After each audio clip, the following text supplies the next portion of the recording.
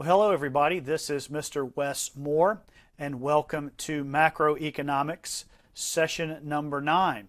In this session, we're going to talk about a growing trend in our nation of hating the rich. And so we want to ask in this session, should we hate the rich? There is a growing dislike of the rich across the country. It's more and more popular and mainstream to condemn people who are wealthy, to go after their wealth, to call for taxes upon them, high taxes, to ridicule them, accuse them of being evil capitalists, greedy capitalists, and so on. This trend sort of begins and is propagated by Washington, D.C. itself, in our nation's capital, by our political leaders. Dan Riffle, who is an aide to Congresswoman Alexandria Ocasio-Cortez, is quoted as saying, "Every billionaire is a policy failure." Every billionaire is a policy failure. Now, what did he mean by that? What he meant by that was that a nation whose laws and system will allow someone to become so wealthy as to be a billionaire, which is being worth $1,000 million, is a failure on the government's part, that the government should never let that happen, that is in fact immoral or unethical. But is that really the case? Is that the way we should view the rich in a society like the United States? Let's take that up in this session. This is what we want to talk about. Number one, how the rich get rich in America. We want to talk about how they actually make their money and use that to help us understand why we should not actually hate them. And then number two, we want to see how free markets use greedy people to help everyone. There is a special characteristic of free market capitalism that uses the innate evil of mankind, the greed and self-centeredness and so on, to actually work for everyone else and to help everyone else, and I want to explain that to you. And then finally, I want to ask you the question, is it moral for everyone to be the same? Is it moral for everyone to be the same from an economic standpoint, from a standpoint of what you have? So let's get started then with how the rich get rich in America. So how do rich people in America get rich? Well, in times past in other nations, we've never really had this in the United States, but there have been people who obtained their wealth by what was known as divine right, or they were kings and queens, and so they were entitled by some kind of a divine commandment to have all the wealth in the nation. Of course, we do not have that in the United States. We don't believe in that, and we never have. So people don't get rich in the United States that way. And you can certainly see how those who are poor under such a system would actually hate the ones that are rich because of that system, the way that that's set up. And then we have the question of people being born into it. Are there people in America born into wealth? Of course there are. There are some wealthy people who have, from the time they were children, were born with a spoon in their mouths and have never really worked very hard for anything. That is reality, but it is not illegal. And in fact, most of the people in America that are rich or wealthy did not receive their wealth just by being born into it. So in America, we have to ask ourselves, if we're not given our wealth by divine right or decree, and if we're not born with it, how do most people get wealthy in the United States? They work for it. They work for it. They earn it in the United States. In free market economies like the United States, wealth is gained through value creation, creating value that people are willing to pay for. Let's look a little bit deeper, a little bit more closely at this question of value. What is value? Value is simply what someone is willing to pay for. We are in a free market economy, so if I want you to give me your money, I have to create something that's valuable to you that you are willing to pay for. Value creation. Over the last few years, I have been on a personal sort of plan to increase my value in the workplace as a potential employee. I have spent thousands of dollars of my own money getting and extending my education. I have a master's degree now in business. I have also spent a lot of money on additional courses so that I can teach classes like this economics class, marketing classes. So I've spent a lot of time. I'm in a DBA program now to earn a doctorate. And what I am trying to do is add to my value as an employee so I can go out into the market and turn that into income for myself. Now, I'm not going to be able to become rich being a teacher. That's really not my goal. But there are some people who are so good at creating value. They create so much value for the society as a whole that they end up extremely wealthy. This is a man named Larry Ellison. And Larry created a software called Oracle. And he created a company called Oracle back in the late 70s. And you may not have heard of Oracle software, but if you ever worked for a big company, you're probably very familiar with it. Oracle software is that kind of software that runs an entire organization. It's used for customer tracking, inventory management, data mining, and that kind of thing. It's a very, very powerful software. Well, Larry has created such a valuable product that this invention of his, this creation of his, has made him extremely wealthy. Unlike me, I will never be worth millions or billions by teaching.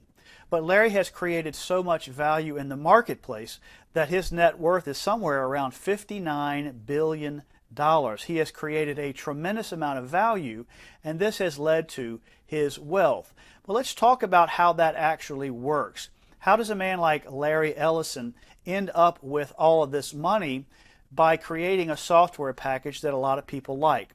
Well, let's look here first of all at the customer. The customer looks and evaluates software platforms to run their business, and they decide to buy Oracle software. They find it valuable, they find it to meet their needs and allow them to do their business the way they want to. So they purchase that software from Oracle.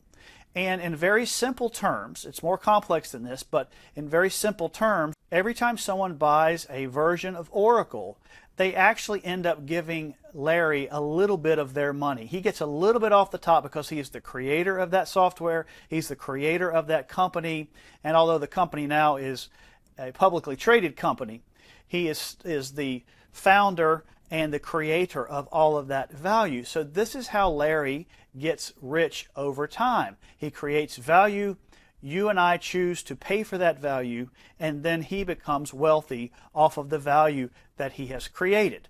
But one of the important questions that you need to ask yourself, especially as you start to turn your ire and anger towards someone like Larry Ellison, is did Larry force anyone to buy from him? Did he go out and find businessmen who needed software for their company, put a gun to their head and say, hey, you're going to buy Oracle software so I can get rich? No, he didn't. Remember, this is a free market. Individuals make decisions about what they're going to buy based on their own will, their own rational self-interest. So Larry presented so much value to the market that the customers willingly gave him their money. They decided that it was in their own self-interest to buy from him. And that is how he got these riches. You see, Larry did not get rich by conning people, by defrauding people, by oppressing people, by manipulating people. He got rich because he brought value that people willingly purchased from him, willingly gave him their money. Let's take Jeff Bezos, who is at this time the wealthiest man in the world. Let's ask ourselves the same question about him. The next time you buy something from Amazon.com, you go into your Prime account and you click a button, you have a one-click purchase, and it ships and it arrives to you the next day. Ask yourself this question. Did Jeff make me do this? Is Jeff forcing me to buy from him? No, he is not. He is not forcing you. He is receiving your dollars because you see so much value in what he has created, you can't help but come and buy from him. Why do we hate people that create all of this value? Why do we hate people that make our lives so good? Let's take a man named Sam Walton. Wal-Mart is hated for so many reasons. Sam Walton is the founder of Wal-Mart. He has passed away now. Why do people hate Wal-Mart for the way that they pay their employees? People, that's a common thing. People sort of hate Wal-Mart. They charge them with paying too little and being a rich company with all this money and all this profit, but not using any of that money for their employees. First of all, if you just Google Wal-Mart profit margin, you will find that Walmart's profit margin is in the low single digits, like 2 to 3%. Walmart, although it's very big, operates on extremely thin margins. It is a discount retailer. They sell on price. Therefore, all of their margins are going to be low. They're going to have to watch costs in every way. If they went and doubled the cost of their labor, then they would lose to companies like Target and Amazon, so they can't actually do that. We'll talk more about that at another time. But the question I want to ask you is, those who are hating on Walmart because Walmart doesn't pay enough, or Walmart doesn't do this or doesn't do that, has anyone forced you to work for Walmart? No, no one has forced you to do that. You chose to do that of your own free will. And if you don't like the pay that you're getting at Walmart, you can choose of your own free will to walk away and go find another job. The fact of the matter is that people who complain about their wages at Walmart have not invested in themselves enough to bring any more value than to earn a minimum wage salary like those paid at Walmart. They want to blame Walmart, but they are actually the reason that they're making so little. Walmart doesn't force anyone to work for it. But other people hate Walmart because they say that Walmart has put the small mom and pop shops out of business. The small little individual, one-off, locally owned retailers in the downtown areas of small towns, people have said over the years that Walmart came in and took their business and put them out on the street. Now, let me ask you a question. Did Walmart actually do that? Did Walmart force customers to stop spending money at the small mom and pops so that they could come to Walmart? No. The customers, based on their own rational self-interest and their own will, they chose to go to Walmart because Walmart brought so much value. You see, it is not Walmart's fault that the mom and pops went out of business. It is the mom and pops' fault because they did not create enough value to keep their customers. You can't blame Walmart for doing such a great job with its customers that the small mom and pops couldn't keep up. And keep in mind, if Walmart went out of business, we would all pay more for almost everything we buy. And so Walmart is a tremendous blessing to the United States and to the world at large because it gets costs down and allows us to live the lives that we lead. Then I want you to think about this as well as we hate on the rich. When we hate the rich, what are we saying? When Dan Riffle of the aide of Alexandria Ocasio-Cortez, when he said that every billionaire is a policy failure, what is he saying? He's saying that he believes the government should make it impossible for men to be rich like that they should not allow them to. But remember what we talked about, incentives. If you don't have an incentive to take the risk, to do all the work, to create and build a big company like these three companies, Oracle, Walmart, or Amazon, if you take away that incentive, would these men ever have made those companies? Would they ever have sacrificed their own riches, their own time, their own blood, sweat, and tears if they couldn't make any money at it? Of course they wouldn't. So you have to see that when you hate on the rich, these men who have worked hard and women who have worked hard to create these businesses that are very valuable, then what you are doing is saying that you want to take away their incentive to make these companies. But if you do that, your own life will be damaged, as will the society overall. How do we kill incentives on men like this? We've already talked about this in another session. We want higher taxes on them. We want to tax the fool out of these guys, tax them down to poverty so that we can take that money and give it to someone else. Well, what does that do to incentive? It kills it. We want to control prices. We want to get mad at the big drug companies or mad at Exxon, the gas company, and try and control their prices. Well, if you control their prices, you control their profits. If you control their profits, you control their income. And over-regulating industries, just giving them so many rules and so many hoops to jump through that they just go, heck with it, let's get out of this and do something else with our time. You see, if we take away the incentive from these men and women to create these great companies, they will never start those companies, and the fantastic prosperity that we've seen in America will disappear very quickly. This is a huge problem with hating the rich. Let's turn our attention now to this question. of how free markets use greedy people to help everyone. It's a very unique aspect of free market capitalism. Let's say that Jeff Bezos, and I'm not saying that he is, but let's just take for example that Jeff Bezos is the greediest jerk you've ever met in your life, and you wouldn't want to spend 5 minutes with him alone. Let's just say he's that terrible of a person. And let's consider what free market capitalism does with the greed and arrogance of wealthy people. Because of the law of incentives that we've already talked about, this greedy businessman, this greedy capitalist gets up every day and he tries to figure out ways to bring value to who? To you. You see, you have to keep in mind that capitalism is the only world system that can do this. Yes, some rich people are greedy, immoral people. No doubt about it. So let me ask you, what's your solution? Enact socialism, take away incentives, take away wealth, and make everybody poor because that rich guy is such a pompous jerk? Where will that leave us? What you need to realize is that a free market economy is the only economic system that turns that rich guy's greed and arrogance to your favor. You see, because of the law of incentives, which we discussed at length already, that greedy jerk gets up every morning and goes out and tries to bring you value. He wants to make that product just like you want it, so you will buy it and he can pile up more money in his bank account.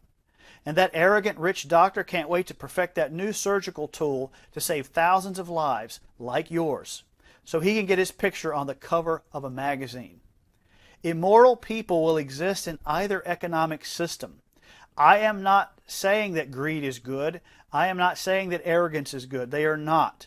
But they will exist in either system because they exist in people. It is part of our nature. The beauty of capitalism is that it uses the immoral tendencies of individuals to bring blessings to the entire race.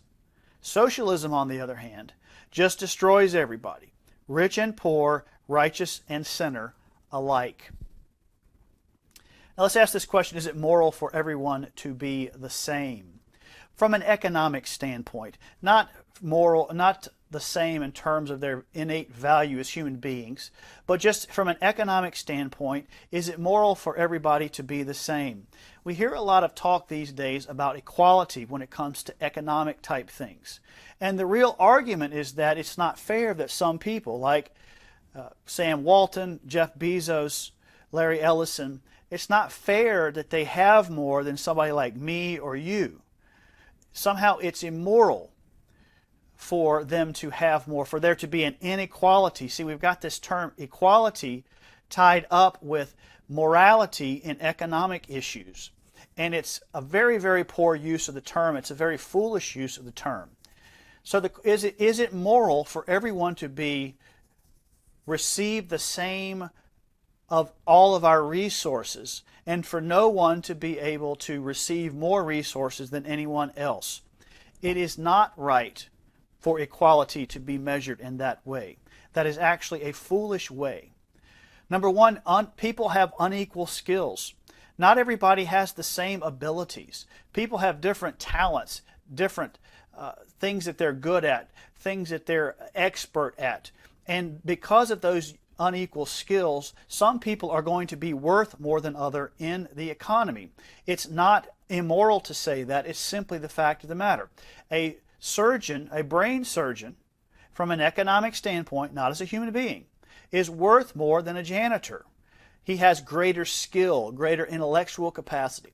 Doesn't mean that he's not valuable as a human.